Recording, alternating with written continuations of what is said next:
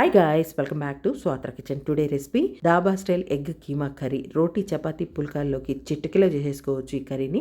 10 నిమిషాల్లో టేస్ట్ కూడా అద్దరిపోతుంది. So egg keema కర్రీని ఎలా చేసుకోవాలో ఈరోజు వీడియోలో చూసేయండి. ఉడికించిన ఎగ్స్, ఉల్లిపాయలు, టమాటా, పచ్చిమిర్చి.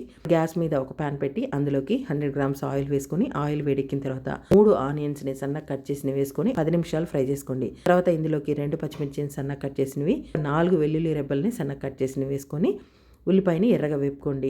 ఉల్లిపాయ వేగిపోయిన తర్వాత ఇందులోకి 3 టమాటాలని సన్నగా కట్ చేసి వేసుకోండి. రుచికి తగినంత సాల్ట్, 1/2 టేబుల్ స్పూన్ పసుపు వేసుకొని టమాటాలని మగ్గించుకోవాలి. టమాటాలని సన్నగా కట్ చేసి వేసుకోవడం వల్ల తొందరగా మగ్గిపోతాయి.